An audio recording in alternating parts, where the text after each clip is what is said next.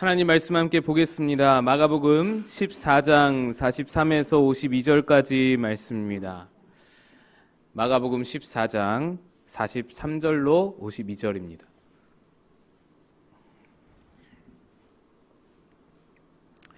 우리 한 절씩 교독하겠습니다. 예수께서 말씀하실 때에 곧 12 중에 하나인 유다가 왔는데 대제사장들과 서기관들과 장로들에게서 파송된 무리가 검과 몽치를 가지고 그와 함께 하였더라.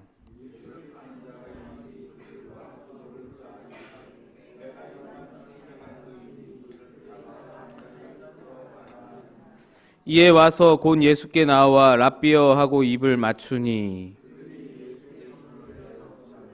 곁에 서 있는 자 중에 한 사람이 칼을 빼어 대제사장의 종을 쳐 그 귀를 떨어뜨리니라.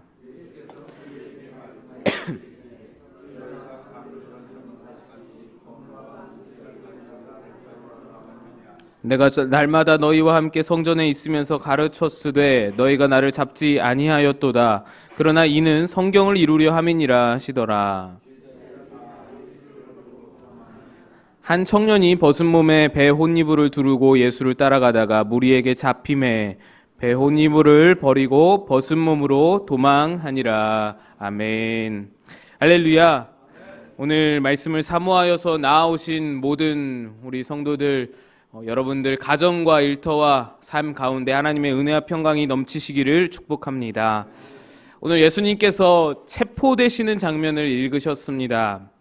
예수님은 겟세마네 동산에서 기력을 다 소진하도록 땀이 핏방울처럼 떨어지도록 그렇게 열심으로 기도를 하신 후에 이제 체포되게 되십니다. 최후의 만찬 자리에서 우리가 마가복음에는 잘 나와 있지 않는데 다른 병행복음에 보면은 최후의 만찬 자리에서 이 가룟 유다가 빠져나갑니다. 예수님께서 눈치채신 건 아니고 예수님은 이미 알고 계셨죠. 근데 가룟 유다는 모르는 걸로 알고 있다가 가룟 유다가 예수님이 눈치를 채셨구나 이렇게 느끼고는 이제 빠져나가죠. 그 만찬의 자리에서 제자들과 함께 있던 자리에서 빠져나갑니다. 먼저 나가서는 이 유다가 대제사장들의 종들을 데리고 예수님을 잡으러 여기 겟세마네 동산까지 나아온 것입니다. 이 마가의 다락방에 계실 때에 바로 체포하지 않고 예수님이 기도하시는 동안을 또 기다렸다가 기도가 다 끝난 시점, 이 지금 예수님이 3번이나 기도하시면서 제자들을 깨우시고 하셨던 그 시간이 지금 많이 지나갔잖아요. 그 시간이 다 지나고 나서야 예수님을 잡으러 온 것은 밤이 아주 깊어서 무리들이 잠든 시점을 노렸던 것으로 보입니다. 말씀드렸다시피 지금 예수님의 최후의 만찬이 있었던 때는 6월절이죠. 6월절 어린 양을 함께 먹는 절기 행사가 바로 이 6월절 최후의 만찬 자리였습니다. 6월절 어린 양 식사는 제가 이미 말씀드렸지만 온 유대인들이 예루살렘으로 다 몰려옵니다. 200만 명 넘는 사람들이 예루살렘으로 모여온다 했죠. 예루살렘 성내에서 이것을 식사를 함께 행해야 하는 것이 율법입니다. 그 성내에서 자리가 비좁을 정도로 예루살렘의 집집마다 사람들로 붐비는 상황에서 그리고 식사를 마치면 예루살렘에 있는 모든 사람들이 다 이제 집 밖으로 나와서 할렐 찬송을 부른다고 했었죠. 옥상에 올라가고 거리를 걸어다니면서 이 시편의 할렐 찬송들을 부르면서 6월절을 즐기는 것입니다. 그런데 그 시점에 예수님이 체포된다면 저항이 만만치 않는 것이죠. 수많은 무리들이 저항할 것으로 이 대제사장의 무리들도 알고 있으니 이 무리들이 불법적인 체포와 재판을 가만두지 않을 것이니 밤이 깊어지기를 기다렸다가 체포하여서 불법 체포와 불법 재판이 무리 없이 저항 없이 진행될 수 있도록 그렇게 기다렸던 것이죠. 지금 예수님이 겟세마네 동산에서 기도하시는 시점에 제자들 3명이 같이 있었습니다. 이미 8명의 제자들은 또 저 겟세마네 입구쯤에 또 따로 떨어져 있었고요. 베드로, 야고보, 요한 요 3사람만 예수님과 함께 있던 상황이니까 체포하기가 수월한 것이죠.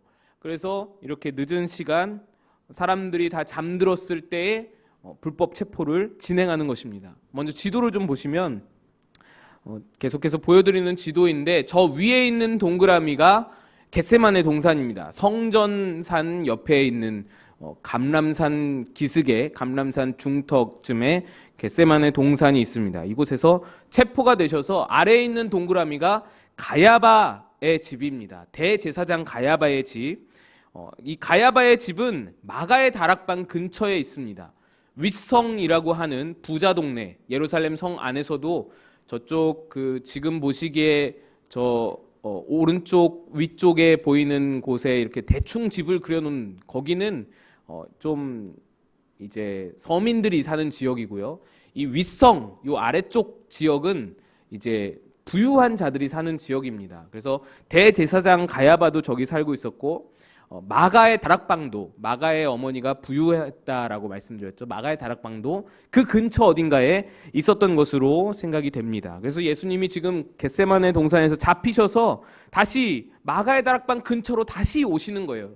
가셨던 길을 그대로 이제는 이 제자들과 함께 할렐 찬송을 부르시면서 걸어가셨던 그 길을 이제는 체포되어서 제자들은 뿔뿔이 흩어지고 예수님 홀로 끌려서 그 길을 도로 들어오시는 것으로 여러분 보시면 되겠습니다.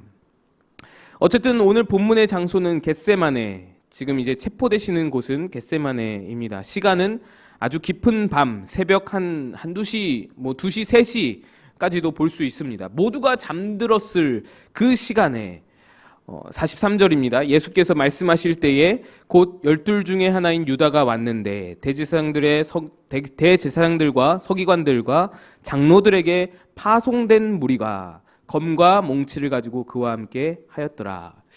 유다가 데리고 온 사람들은 대제사장과 서기관 장로들에게서 파송된 무리라고 표현하고 있습니다. 저도 얼마 전까지 로마 병사로 혼동하고 이렇게 아무 생각 없이 사용을 하고 말씀드린 일도 있었는데 로마 병사가 아니죠. 로마 병사가 아니고 체포 당시에 대제사장들의 종들이라고 표현이 되어 있는데 성전 수비대로 보여집니다. 성전의 경비원들이죠. 경비대 그 사람들이 그러니까 로마인들이 아니고 유대인들인 것이죠. 유대인들이 대제사장들과 서기관 장로들, 이러한 친로마적인 종교 지도자들 밑에서 성전 경비의 일도 하고 때로는 대제사장을 호위하는 일도 하는 그 사람들이 지금 검하고 또 몽둥이죠. 몽둥이를 가지고 가룟 유다와 함께 예수님께 지금 나온 것입니다. 이렇게 검과 몽치를 가지고 나온 것은 이 제자들이 혹여나 무력으로 저항할 수 있을지 모르기 때문에 그렇게 준비를 한 것이죠. 실제로 조금 있다가 말씀을 보시면 이제 그런 일이 무력 저항이 일어날 뻔했었죠.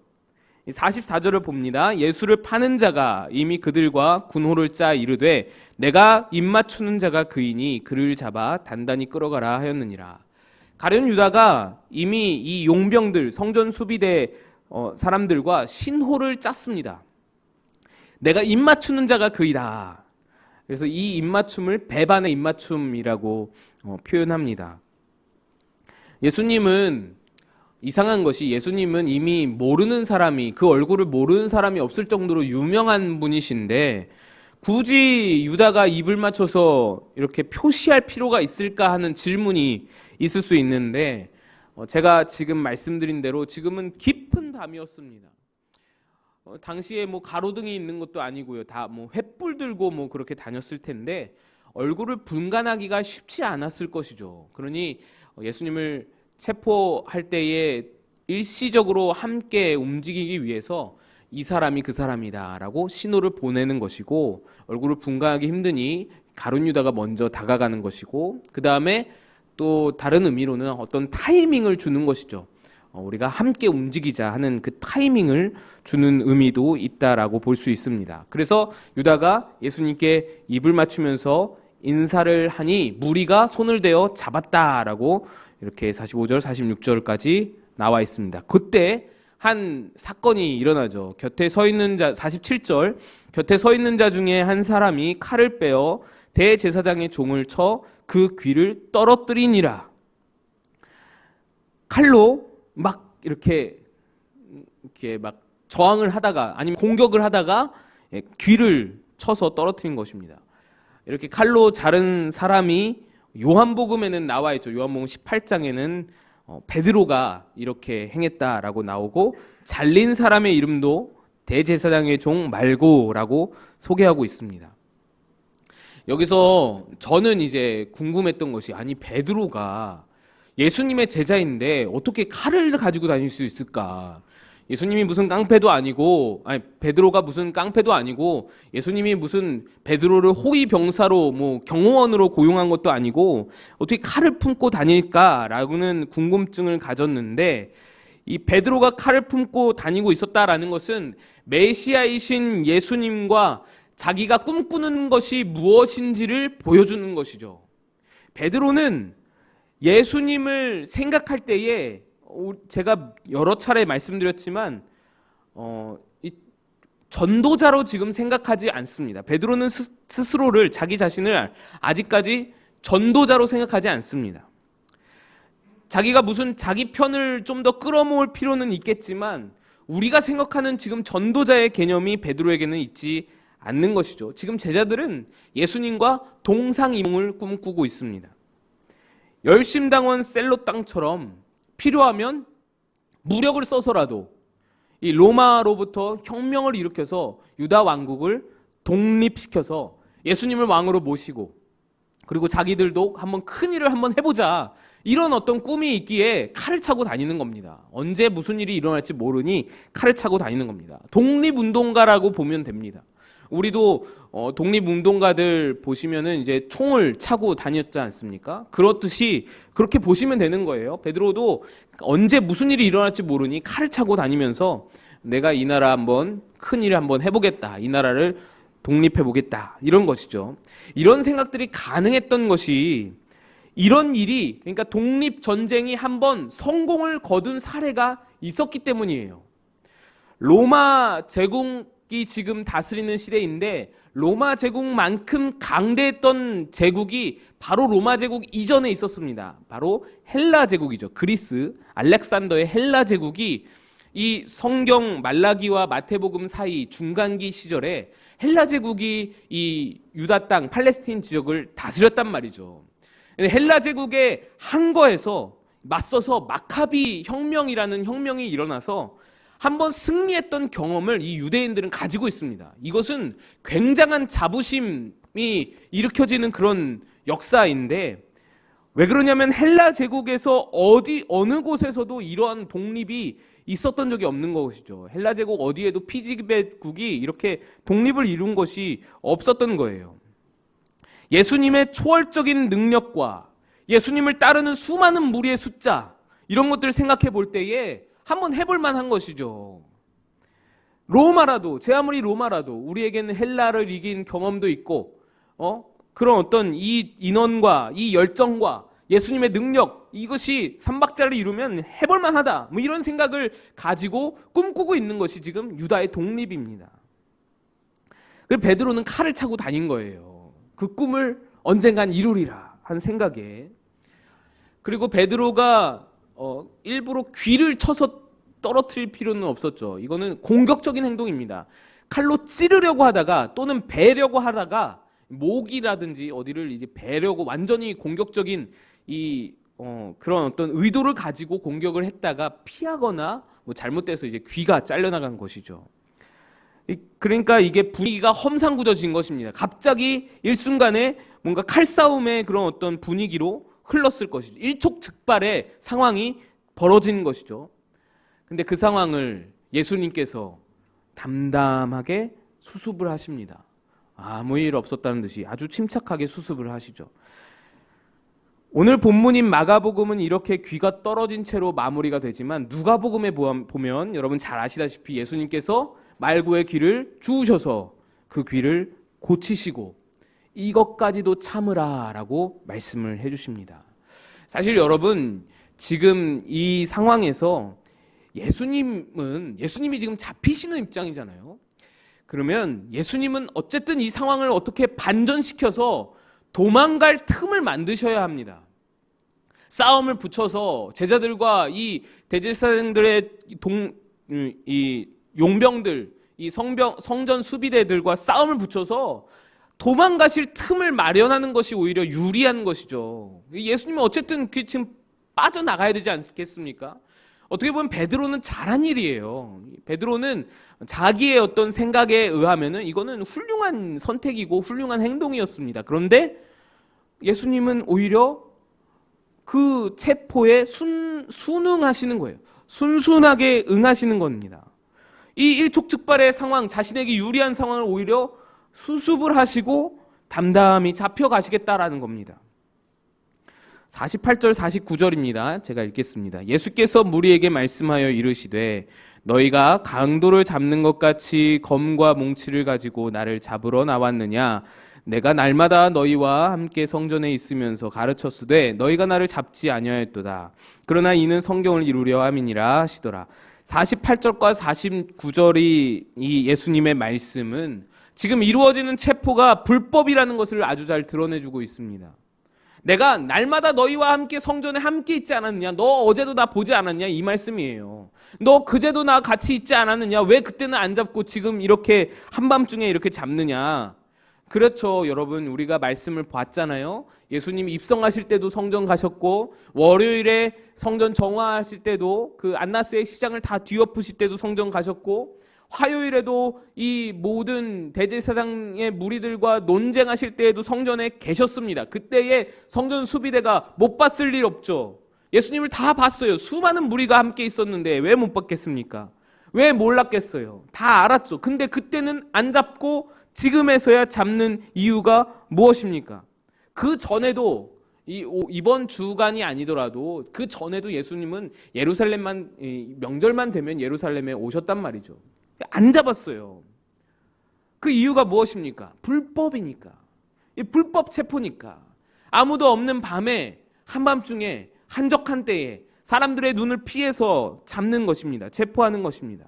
그런데 그럼에도 불구하고 예수님은 순순히 응하시는 거예요. 49절 마지막에 그 이유가 나옵니다. 49절 마지막에 이는 성경을 이루려 함이니라 하시더라. 성경의 예언의 성취를 위해서, 그러니까 하나님의 계획해 두신 그 길을 따르기 위해서 내가 순순히 체포된다라는 것을 말씀하시는 겁니다. 이는 예수님께서 이미 겟세마네에서 결단하시며 준비하신 부분이었습니다. 내가 하나님의 뜻을 따르리라. 내 모든 생각을 굴복시키고 내 모든 그 원함을 굴복시키고 하나님의 뜻을 담담히 따르겠습니다. 겟세마네 기도하면서 예수님은 이제 끝을 본 것이죠. 마음의 준비를 결단을 해버린 것입니다. 기도는 기도의 이 모형이죠. 우리의 모범이 되는 것이죠. 기도는 이러한 우리에게 변화가 일어나는 것입니다. 기도로 하나님을 변화시키는 것이 아니라, 기도로 하나님의 마음을 변화시키는 것이 아니라, 기도는 내가 변하는 것이 기도다라는 것이죠. 예수님이 내 원함을 가지고 기도의 자리로 나갔다가 거기서 변화되어 하나님의 뜻에 자신을 굴복시키셨던 것이 겟세마네 기도이고, 그것이 우리의 기도의 모범이 되어야 한다라는 것이죠. 어쨌든 예수님은 준비를 마치셨습니다. 그러니 두려울 게 없는 거예요. 담담한 거예요. 당당한 거예요. 그렇게 해서 예수님은 담담하게 성경을 이루시기 위해서, 하나님 뜻을 이루시기 위해서 걸어가시는 겁니다. 체포되어 가시는 겁니다. 그러나 깨어서 기도하지 못했던 제자들은 예수님이 기도하시는 동안에 다 쿨쿨 잠만 잤죠. 우리가 미리 보았습니다. 그렇게 준비되지 못했던 제자들, 변화되지 못했던 제자들은 어떻습니까? 50절 함께 읽습니다. 제자들이 다 예수를 버리고 도망하니라. 예수님의 준비는 겟세마네 기도 가운데서 철저하게 이루어졌습니다. 내 의지를 꺾는 것, 내 원함을 굴복시키는 것, 참으로 잔혹하기까지 한 그 하나님의 일에 순종하기 위해서 준비를 마쳤죠. 육신적으로는 지금 예수님이 조금 기력이 쇠했을지 모르지만 마음은 담담하신 것입니다. 체포되어 가시는 예수님이지만 사실 이 장면에서 유일하게 정당한 사람은 예수님만이 올무를 차고 예수님만이 지금 포승줄에 묶여 계시지만 이 자리에서 정당한 분은, 하나님 앞에 올바른 분은 예수님 한 분뿐이라는 거예요. 지금 예수님을 잡는 무리들은 불법적인 체포를 저지르고 있고 제자들도 자기들이 그렇게 그 장담하면서 맹세했던 맹세를 다 어기고 예수님을 배반하고 도망치고 있지만 예수님 한 분만이 하나님의 뜻을 거스르지 않고 하나님 뜻 앞에 자기의 마음을 굴복시키고 하나님 뜻의 순종으로 나아가시는 겁니다. 그러니 당당한 거예요. 체포되는 모습에 자기가 지금 뭐 부끄럽거나 지금 뭐 사람들의 조롱이 두렵거나 그러지가 않은 거예요. 이것을 향하여서 내가 막 슬퍼하거나 막 안달복달하거나 내가 어떻게 이 자리에 있을 수 있나 그렇게 막 체념하거나 그러지 않는 거예요. 왜? 나는 하나님의 뜻에 순종하는 이 길 위에 서 있기 때문에. 체포되더라도 나는 하나님의 순종에 위해서 하나님의 순종을 하다가 이 자리에 서 있는 것이기 때문에 나는 떳떳하다라는 것이죠. 나는 두려울 게 없고 나는 당당하다라는 것이죠. 우리가 예수님의 이 모습에서 배워야 할 것은 체포되는 것과 같은 극악한 상황일지라도 내가 하나님 앞에 순종하는 길에 서 있다면 어떤 상황에서 당당할 수 있어야 한다라는 것입니다. 순종하냐 못하냐가 우리의 당당함을 결정하는 것이지 우리의 상황이 우리의 당당함과 부끄러움을 결정할 것이 아니다라는 거예요. 내 사업이 뭐 잘 되느냐 안 되느냐, 내가 좋은 직장을 가지고 있느냐 없느냐, 내가 성공했느냐 그렇지 못하느냐, 이거 가지고 부끄러울 일이 아닌 거예요. 간혹 그런 교인들을 이제 제가 전에 있을 때에 보게 되었는데 참으로 안타까운 일이죠. 교구를 맡았을 때에 제가 그런 분들 그렇게 표현을 했어요. 참 하나님 뒤통수 치신다고. 그렇게 기도를 부탁하셔서 사업이 잘 되시고 사업이 일어나시고 그랬는데 사업이 뭐 잘 되다가 조금 어려워지고 조금 힘들어지면은 교회를 등한히 하시고 이제 빠지는 것이죠. 청년들도 그랬습니다. 대학에 그렇게 가기를 원하고 기도하다가 떨어지는 일이 있을 수 있죠. 그러면은 뭐 친구 만나는 일, 뭐 학원 다니는 일, 뭐 다른 알바, 뭐 여러 가지 일들이 있잖아요. 교회에 나오는 일, 수많은 일들 중에서 가장 1순위로 먼저 제외하는 것이 교회에 나오는 일이었습니다. 왜 그렇습니까? 교회 나와서 하나님 앞에 서는 게 부끄럽다라는 거예요. 아니, 하나님 앞에가 아니죠. 사람들 앞에 서는 게 부끄럽다라는 거예요. 하나님께 순종하지 않는 것은 전혀 부끄러움으로 여기지 않으면서 내 처지가 볼품없어진 것이 부끄럽다라는 거예요. 나의 처지를 보면서 사람들이 수군대는 것이 부끄럽다라는 거예요. 자녀가 잘 되고 안 되고가 교회 출석의 여부에 갈림길이 된다라는 거예요. 그러면 안 되는 것이죠. 그거는 우리의 부끄러움이 아닌 겁니다. 그럼 거꾸로 말하면 무엇입니까? 잘 되면 자녀가 잘 되고 성공하고 직장이 잘 되고 뭐 사업이 잘 되면 그러면 교회에 나오겠다라는 거잖아요. 그럼 교회 나오는 목적이 무엇입니까? 자랑하려고 나오는 것이죠.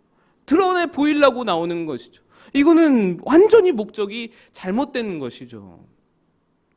여러분, 그것이 맞다면, 그것이 진짜라면 교회는 사회적으로 성공한 사람들만의 모임이 될 수밖에 없는 것입니다.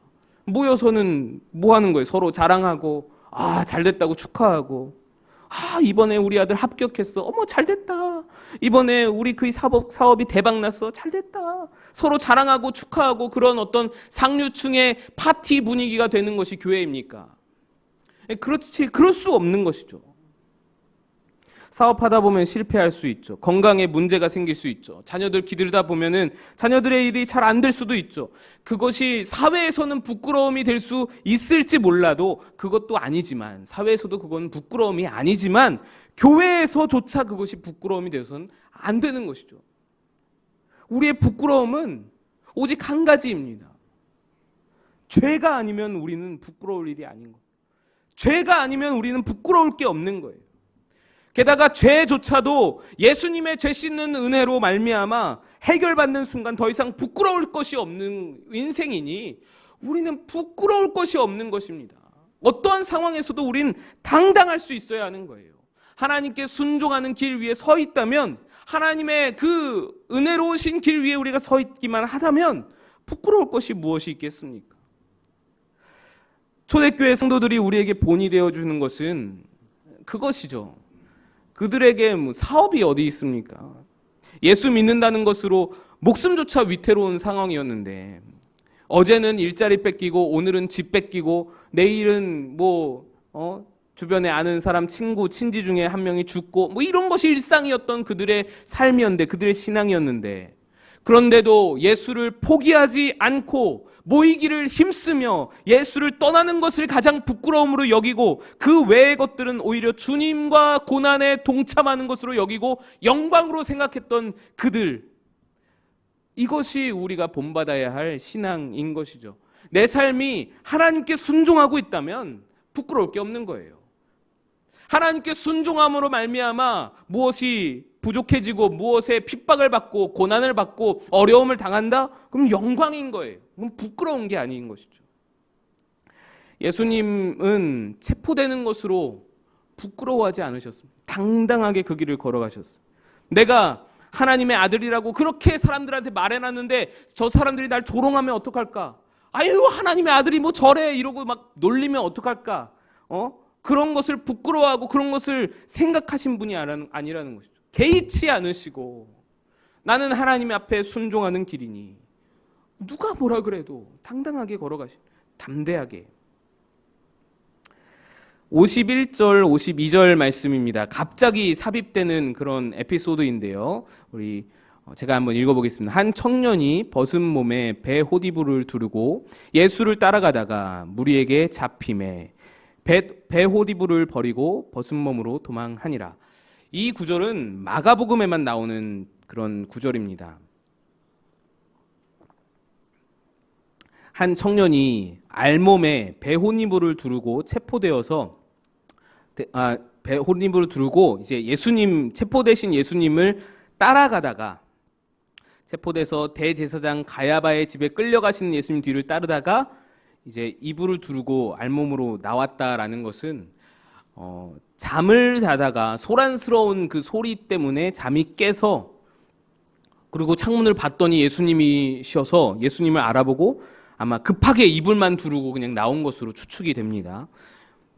그런데 예수님을 따르다가 경비대가 너 누구야? 그러고 잡으니까 얼른 이불을 버려두고 알몸으로 도망을 쳤다라는 거예요. 여러분, 제가 드린 말씀 기억나시나 모르겠는데 유대 사회에서는 겉옷이라는 것이 이불이자 겉옷이자 마스크이자 여러 가지다 그랬죠. 이 겉옷이 이불인 게 평민들의 삶입니다. 서민들의 삶입니다. 그런데 배혼이불이라고 이불이 따로 있었다라는 것은 부유한 자를 의미하는 것이죠. 많은 학자들이 이 청년을 마가복음의 저자인 마가 요한으로 보고 있습니다. 여러 가지 단서가 있는데, 마가이기 때문에 부끄러워서 이 일을 숨기기를 원했을 것이다. 그래서 마가의 일이 아니다라고 생각할 수가 있는데, 오히려 거듭난 자이기 때문에 그런 것들이 부끄럽지 않고 이 일이 자기가 예수님을 배반하고 예수님의 뒤를 쫓다가 도망간 일이 더 이상 부끄러움이 아니고 내 과거를 들추면서 내 과거를 만민에게 털어놓음으로써 오히려 교훈을 주어서 예수님을 진심으로 따르는 자의 표본을 보여주시기 위해서, 이 반면교사 삼게 하기 위해서 이렇게 적은 것으로 보일 수가 있는 것이죠. 게다가 아까 말씀드린 대로 배혼이불은 부유한 자의 상징입니다. 마가 요한은 부유한 자였죠. 그리고 말씀드렸다시피 대제사장 가야바의 집과 마가의 다락방은 굉장히 가까웠어요. 예수님이 겟세마네 동산에서 체포되어서 오는 동안에 마가의 집 근처를 지나쳤을 가능성이 높아진다라는 것이죠. 그래서 마가의 집을 지나칠 때 소란스러워서 마가가 깨어나서 혼이불을 두르고 뛰쳐나가서 예수님을 따라가다가 경비원이 너 누구야? 하고 잡으니 이불만 그냥 놔두고는 알몸으로 도망친 것이죠. 성경에는 청년으로 표현되어 있지만 마가는 당시 굉장히 어렸을 것으로 추측해 볼 수 있습니다. 성경에서 마리아도 우리 나이로 중학생 정도밖에 되지 않았지만 처녀라고 표현했잖아요. 그런 것을 볼 때 이해가 되는 부분이죠. 제 생각에는 마가는 당시에 저희 집 큰아들 정도 나이가 되지 않았을까. 그러니까 지금 우리로는 초등학교 5, 6학년 정도. 도망가는 것이 당연합니다. 그렇죠. 그 어린 소년이 얼마나 무섭겠어요.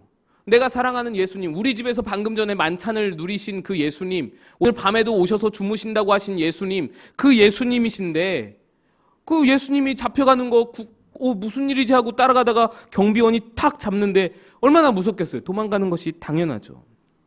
20살 안팎에 칼을 차고 다니던 베드로도 다 도망가고 제자들도 다 도망갔는데 이 소년이라고 왜 두렵지 않겠습니까? 여러분, 우리는 이 도망치는 제자들의 모습에서 한 가지를 깨달을 수 있어야 합니다. 제자들은 예수님의 체포를 보면서 도망칠 정도로 굉장히 나약하고 연약한 사람들이었습니다. 베드로가 이제 도망을 치다가 숨어서 엿보면서 살금살금 따라왔을 것으로 보입니다. 나중에 대제사장의 집에서 앉아서 이제 예수님을 3번 부인하는 장면이 나오잖아요. 그렇기 때문에 아마 따라온 것으로 보이는데 어쨌든 다 도망갔어요. 베드로도 비겁한 게 마찬가지예요. 예수님과 함께 잡히거나 자신이 그 장담했던 말들이 있잖아요. 그 말에 의하면 예수님과 함께 잡히거나 뭐 끝까지 저항을 하거나 했어야 할 텐데 그러지 못했단 말이죠. 3년간 수많은 예수님의 가르침과 예수님이 보이신 기적의 결과가 이거였습니다. 허무한 일이죠. 얼마나 허탈한가요? 예수님의 가르침이 아무 소용이 없었습니다. 그래서 어떤 분들은요, 그 설교해도 소용없다는 말씀을 하셔요. 이제 선배들 중에서 설교해도 소용없다. 그러니 대충 기분 좋은 설교해서 성도들 기분 좋게 집에 들여보내는 게 그게 목사의 할 일이다 라고 이제 말씀을 하시는데 저는 동의할 수가 없는 것이죠. 여기까지만 보면 그 말이 맞습니다. 예수님의 가르침은 영 필요 없는 것이었어요. 다 도망치는데 뭘. 다 제 살 길 찾아서 다 도망가는데 몇 마디 그 가르침이 무슨 소용인가요? 아무 변화도 없고 아무 효력도 없는 것이죠. 그런데 위대한 일은 언제 시작되나요? 바로 이 장소, 지금 이 가야바의 대제사장 가야바의 집 근처에 있는 마가의 다락방, 여기서 지금 본문이 다루고 있는 이 시점에서 한 50여일 지난 그 오순절 날에 아주 위대한 성령의 역사가 일어날 때에 예수님의 모든 가르치심이 그때 빛을 발하게 되는 것입니다. 예수님이 여러분 얼마나 가르치셨나요? 내가 십자가에 죽게 되고 죽은 지 사흘 만에 부활할 것이다. 제자들에게 성경에 기록된 것만 3번 말씀하셨습니다. 그 밖에도 무수한 방법으로 제자들을 가르치셨어요. 그런데 제자들은 알아듣지를 못했습니다. 깨닫지를 못했던 것이죠. 제가 마가복음 8장에서 말씀드렸죠. 벳세다 맹인을 고치실 때에 예수님은 특이하게도 2번에 걸쳐서 안수하셨고 2번에 걸쳐서 치유하십니다. 왜 그러시냐? 제자들의 상태를 꼬집기 위해서였죠. 너희들의 상태가 이렇게 반쯤 눈뜬 상태이다. 뭔가 알기는 알지만 뭔가 듣기는 들었지만 다 모르는 상태다. 그래서 걸려 넘어지고 그래서 자빠지는 것이다. 그래서 이 제자들을 꼬집으면서 그렇게 치유하셨다 말씀을 드렸는데, 그런데 오순절 다락방에서 성령이 임하시자 이 모든 것이 일순간에 다 깨달아지는 겁니다. 예수님의 그동안 가르쳐온 가르침들이 다 깨달아지는 거예요. 일순간에. 여러분, 말씀은 쌓여진 장작과 같습니다. 말씀을 듣는 것은 장작을 쌓아두는 것과 같은 일인 거예요. 내가 지금 깨닫지 못해도 상관이 없습니다. 내가 지금 뭐 졸면서 듣든 뭐 비몽사몽간에 듣든 상관이 없는 거예요. 일단 들어두는 거예요. 제자들이 그랬습니다. 3년간 한 가지도 알아듣지를 못했어요. 근데 일단 쌓아둔 거예요. 씨 뿌리는 자의 비유가 뭐 말하는 거지 뭔지, 좋은 밭이 뭔지, 길가가 돌짝밭이 뭔지 하나도 알아듣지 못했으나 일단 들어둔 거예요. 들어두었으니 지금 성경에서 우리가 볼 수 있는 것이죠. 장작을 쌓아둔 거예요. 복음서가 4권이나 되는 것은, 전해져 내올 수 있었던 것은 제자들이 깨닫지는 못했지만, 알아듣지는 못했지만 일단 들어둔 거예요. 다 그냥 쌓아둔 겁니다. 그것이 나중에 깨달아진 후에는 이렇게 성경 복음서 4권으로 이렇게 전해져 올 수 있는 것이죠. 위대한 책이 만들어지는 것이죠. 장작을 쌓아두고 또 쌓아두면 성령의 불이 임하실 때에 그 모든 장작들이 폭발적으로 타오르는 거예요. 그러면 폭발적인 위력을 나타내는 겁니다. 아, 그때 그 말씀이 이런 말씀이었구나. 깨달아지는 거예요. 아, 자기를 부인하고 자기 십자가 따르라는 말씀이 이 말씀이었구나. 심령이 가난한 자가 복 받는다는 말씀이 이 말씀이었구나. 깨닫는 거예요. 여러분, 그래서 우리도 일단 말씀을 들어두는 것이 중요합니다. 지금 내게만 필요한 말씀을 골라 들을 수, 그러면 참 좋겠죠. 근데 그러면 안 되는 거예요. 현대인들은 지금 당장 내게 필요한 말씀으로 내게 필요 없는 말씀으로 생각되면 차단하는 습관이 있습니다. 유튜브 영상 보듯이 설교를 이제 듣기를 원하는 거죠. 유튜브는 보다가 재미없으면 끕니다. 끄잖아요. 보다가 나한테 맞지 않으면 꺼버립니다. 그 습관이 돼 있으니까 제가 청년들에게서 많이 느꼈던 것인데, 딱 처음에 몇 마디 딱 들어보고는 별거 없다 판단이 되면 끊어버리는 거예요. 그냥 마음을 떠나버립니다. 딴 생각해버리는 거예요. 그래서 얼마나 애먹었는지 모르겠어요. 초반에 웃기고 뭐 관심을 끌고 뭐 별짓을 다 해야 되는 거예요. 근데 여러분, 이게 요즘 세대인 거예요. 제가 대학생 때 저를 가르치신 목사님이 암송을 그렇게 시켰어요. 이 청년들이 이렇게 유튜브 보면서 뭐 그런 것처럼 설교를 그렇게 계속해서 말씀의 장작을 쌓지를 않으면, 내게 필요 없는 말씀으로 여기고 쌓지를 않으면 나중에 말씀이 타오를 장작이 없는 거예요. 성령이 임해도 타오를 장작이 없는 거죠. 내 안에 장작을 쌓아두지 못했으니까. 제가 대학생 때 저를 가르치신 목사님이 암송을 그렇게 시키셨어요. 너무 암송을 시키셨어요. 대학교 1학년, 2학년 그때에. 그래서 시편 23편, 18편, 84편, 요한복음 15장, 또 로마서 8장, 로마서 12장, 고린도전서 13장 엄청 외웠습니다. 지금은 다 못 외워요. 지금 다 잊어버렸는데 그때 뜻도 의미도 모른 채 그냥 달달달달 외웠어요. 외우라니까 억지로 외운 거예요. 한 장씩 외웠습니다. 그 목사님 특이하게도 몇 구절 외우라고 그러지 않고 장씩 딱딱 주었어요. 얼마나 힘들어요. 그런데 어느 날 이 외웠던 것이 몇 년 지나고 10수년 지난 후에 어느 날 하나씩 깨달아지는 거예요. 아, 이 말씀이 그 말씀이었구나. 버스 타고 가다가, 지하철 타고 가다가 깨달아지는 거예요. 여러분, 말씀의 장작이 정확히 어느 순간 어느 하나님의 타이밍이 되면 그 말씀이 꺼내어져서 내 말씀으로 다가와서 불이 붙는 거예요. 그럼 내가 써먹을 수 있게 되는 거예요. 그 말씀이 갑자기 나게 다가와서 그때 쌓아뒀던 말씀, 몇 년 전에 쌓아뒀던 말씀이 내게 다가와서 나를 도와주시고 내게 힘을 주시고 내게 위로를 주시는 겁니다. 내가 궁금했던 부분들이 풀려지기도 하고 내가 의심을 가졌던 부분들이 그 의심을 믿음으로 바꾸기도 하는 거예요. 이 말씀의 능력인 것이죠. 일단 쌓아두면 어느 날 그 말씀을 장작으로 하나님께서 쓰시는 날이 반드시 있다라는 것입니다. 지금 당장 쓸 수 있으면 좋겠지만, 오늘 말씀 듣고 내일 당장 쓸 수 있으면 참 좋겠죠. 그런데 하나님은 그러지 않으시는 거예요. 제자들에게 3년 동안 장작을 쌓게 하셨어요.